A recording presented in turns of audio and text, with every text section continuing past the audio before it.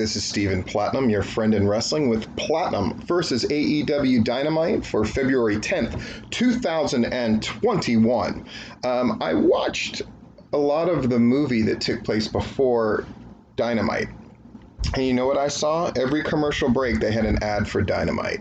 Boy, is TNT behind them. The matches they promoted right before the show began were the Acclaimed against MJF and Chris Jericho, Joey Janela going against Darby Allin, and then the main event, of course, Jon Moxley and Lance Archer against Kenta and Omega.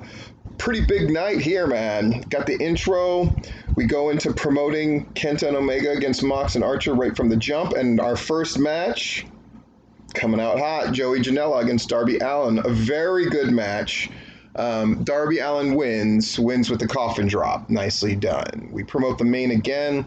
We're going to have Acclaimed against Jericho and MJF. Again, they're laying out the whole card. They're starting off hot. They're not taking a commercial break until they get a bunch of stuff done. Just smart, right? Tony's going to talk to Sting. Pac is going to go against Ryan Nemeth. And part of the first round of the women's tournament to determine the number one contender, Layla Hirsch against Thunder Rosa. And then our main event promoted again. Gotta love it. Moxley cuts a promo. This is all before the first commercial. Kenta and basically Moxley is setting this up as I'm going to have fun. Which is good. Now, some people would say, oh, he's not taking it seriously enough. On the contrary, I think the strategy here is to give them somewhere to go. So it starts off as fun. I wrote here in my notes, I would guess that the heels are going to kind of go over in a big way. So Moxley makes it less about fun and more about something else later. That's called booking and giving yourself someplace to go. We're also going to have Rhodes and Johnson against Bonini and Peter Avalon. Hopefully they run through them a little faster than Cody did against Peter Avalon. Last time, I get a text from Cody saying my match is coming up. Pretty good synchronization on things there. Yeah, commercial. We come back, and sure enough, we have the Bononi Peter Avalon against Cody Rhodes, Lee Johnson. They do get the picture-in-picture. They also show Brock Anderson in the crowd, who's Arn's son, who's apparently training to be a wrestler. Oh, hopefully this isn't let's attack Brock Anderson right off the bat, but they don't do that, which is great. Lee Johnson wins it by avoiding the martinis and getting a roll-up. And then a very emotional Lee Johnson thanking everybody in the world except for QT. And QT, nice subtle bit of gamesmanship here, is a little pissed off Lee Johnson didn't thank him. Nice. Oh, it's booking. We should try it on some of the other shows. Young Bucks and the Good are talking. Good Brothers come out. The Young Bucks decide they're going to defend against Santana and Ortiz and are still mad at the Good Brothers for not really playing ball with them. Commercial. Good start. Yeah. Dasha's with Adam Page. He starts to talk, and then Matt Hardy comes out and says, I'll take you out drinking to celebrate. So Adam Page is all for it, has an awkward moment with the Dark Order.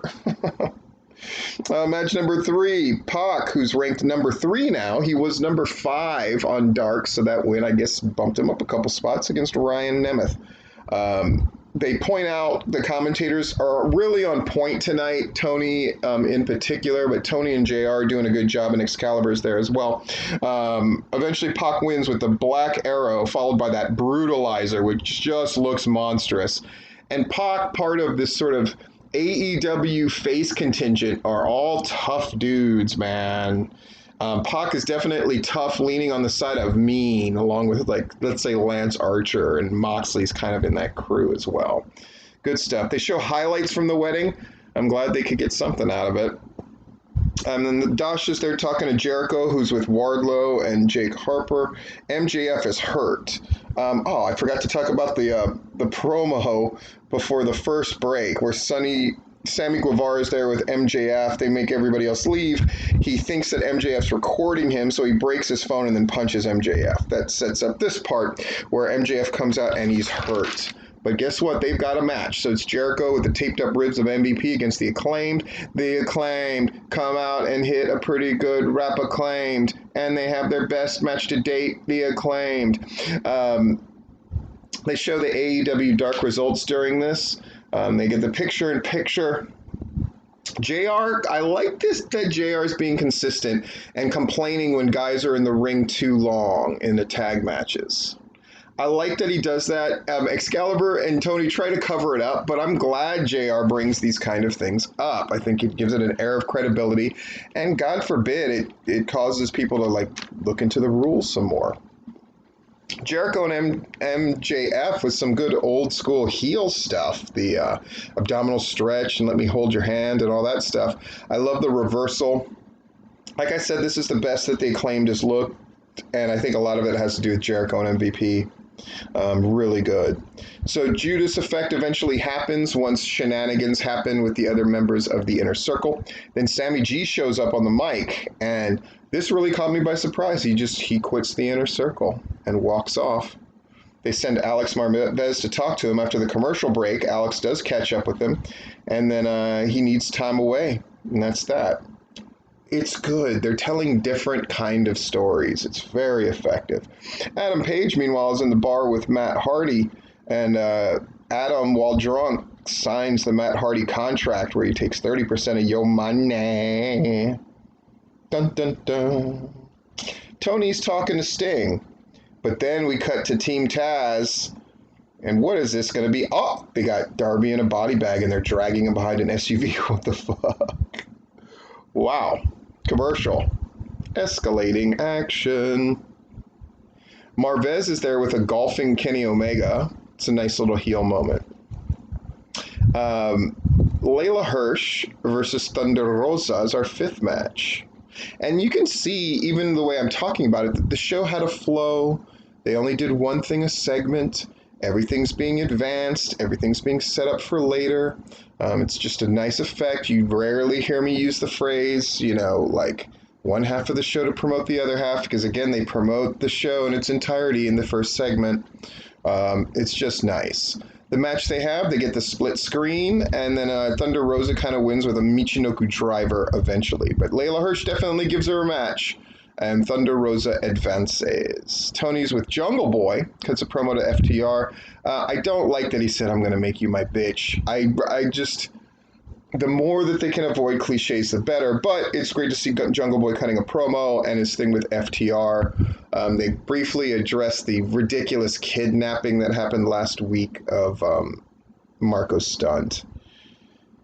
FTR next week is going to take on Matt and Mike Seidel. I've seen Mike Seidel. I went to like a memorial wrestling show in tribute of a wrestler who was really great in Colorado who killed himself, named Jack Seidel. And Matt and Mike both liked Jack so much they came to wrestle. And Mike was currently wrestling in Japan, but came all the way to Colorado to work a match against Matt. And boy, I really like them both. But Mike in particular made such a strong impression on me. So I'm looking forward to that match. Sting is going to call out Team Taz next week. Serena Deeb is going to take on Riho. That's certainly a big, interesting matchup. If it is true that Hikaru Shida is helping to book this thing, I gotta say she did a really good job. Just to see Aja Kong again is really exciting, if I'm being honest. And we're going to have the Bucks against Santana and Ortiz, and then this big 8-man. Boy, they've already laid out next week's card. Main events next. Falls Count Anywhere. Kenta and Omega come to the ring. Then we have commercial, and then we come back. Mox and Archer, and we're off to the races. Don Callis on commentary, who does a very good job. This thing, I mean, the clips, they were fighting all over the building, and they fought in the kitchen, did some cool stuff there. I thought the subtle thing of them showing clips of spots that happened earlier in the match as a way to bridge this segue so we don't have to watch them walking back towards the ring together was really smart. Kudos for having some originality here. Kudos for the production that they're showing and the timing during a live show or during a show. I'm just super impressed. I'm just super duper impressed, and I'm looking forward to being at AEW Dynamite next week very much. Very, very much. Good brothers get involved. Nice spot where Jake Roberts gets to come in and hit the short arm clothesline and keeps his feet this time, but then suffers a shot from the big man, Luke Gallows. It all breaks down, and at the end of the day, after a bunch of crazy action, we've got Kenny Omega. It's the right call. He's going to do the one-winged angel to Lance Archer and can't get him up, but the Good Brothers help, and he hits the one-winged angel, gets the pin, and we are done. We actually end the match with the heels going over and no extra shenanigans to set anything up because they have everything set up. Folks, this is a well-booked, well-run Dynamite. And I honestly, on paper, thought there was going to be a couple spots that were going to be very, very wonky. But nope. Nice moments. Good job. This is Platinum versus AEW Dynamite.